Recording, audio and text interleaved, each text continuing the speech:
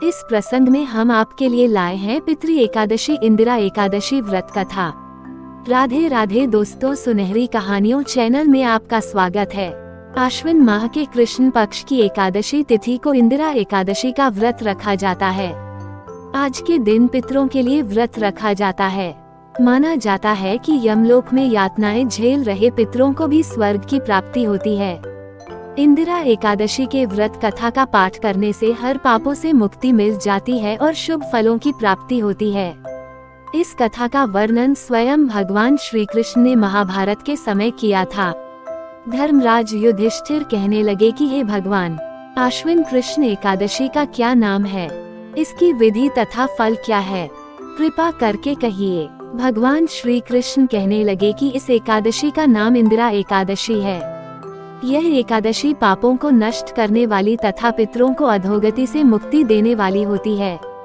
हे राजन, ध्यान पूर्वक इसकी कथा सुनो। इसके सुनने मात्र से ही वायपेय यज्ञ का फल मिलता है। इंदिरा एकादशी, आश्विन कृष्ण एकादशी व्रत कथा। प्राचीन काल में सतयुग के समय में महिष्मती नाम की एक नगरी में इंद्रसेन नाम का एक प्रतापी राजा धर्म पूर्वक अपनी प्रजा का पालन करते हुए शासन करते थे। वह राजा पुत्र, पौत्र और धन आदि से संपन्न और विष्णु जी का परम भक्त थे। एक दिन जब राजा सुखपूर्वक अपनी सभा में बैठे थे, तब आकाश मार्ग से महर्षि नारद उतरकर उसकी सभा में आए।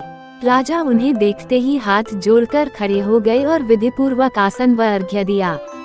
सुख से बैठकर मुनि ने राजा से पूछा कि हे राजन, आपके सातों अंग कुशल पूर्वक तो हैं, तुम्हारी बुद्धि धर्म में और तुम्हारा मन विष्णु भक्ति में तो रहता है।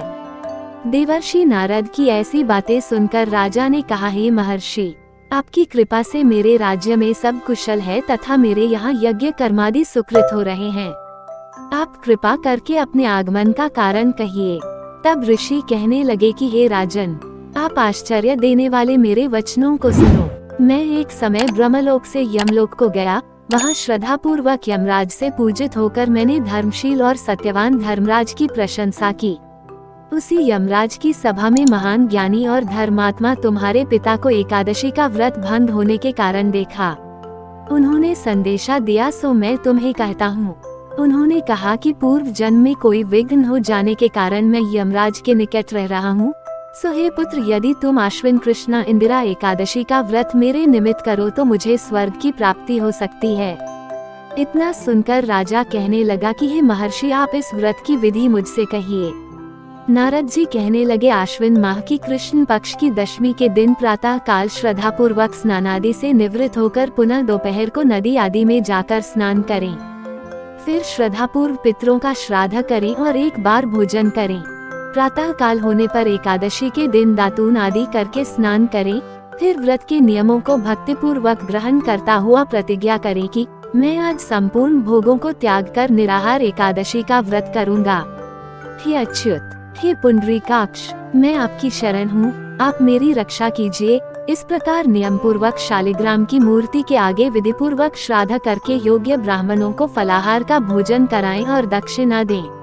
पितरों के श्राद्ध से जो बच जाए उसको सूंघकर गौ को दे तथा धूप, दीप, गंध, पुष्प, नैवेद्य आदि सब सामग्री से ऋषिकेश भगवान का पूजन करें। रात में भगवान के निकट जागरण करें। इसके पश्चात द्वादशी के दिन प्रातः काल होने पर भगवान का पूजन करके ब्राह्मणों को भोजन कराएं। भाई बंधुओं, स्त्री और पुत्र सहित आप भी मौन होकर भोजन करें। नारद जी कहने लगे कि हे राजन, इस विधि से यदि तुम आलस्य रहित होकर इस एकादशी का व्रत करोगे तो तुम्हारे पिता अवश्य ही स्वर्गलोक को जाएंगे। इतना कहकर नारद जी अंतर्ध्यान हो गए। नारद जी के कथनानुसार राजा द्वारा अपने बांधवों तथा दासों सहित व्रत करने से आकाश से पुष्प वर्षा हुई और उस राजा के पिता गरुड़ पर चढ़कर विष्णुलोक को गए। राजा इंद्रसेन भी एकादशी के व्रत के प्रभाव से निष्कंटक राज्य करके अंत में अपने पुत्र को सिंहासन पर बैठाकर स्वर्गलोक को गए। हे युधिष्ठिर, यह इंदिरा एकादशी के व्रत का महात्म्य मैंने तुमसे कहा। इसके पढ़ने और सुनने से मनुष्य सब पापों से छूट जाते हैं और सब प्रकार के भोगों को भोगकर वैकुंठ को प्राप्त होते हैं। तो ये थी कथा इंदिरा एकादशी व्रत, आश्विन कृष्ण एकादशी व्रत कथा। अगर आपको ये कथा पसंद आई तो चैनल को लाइक, शेयर और सब्सक्राइब करें। धन्यवाद।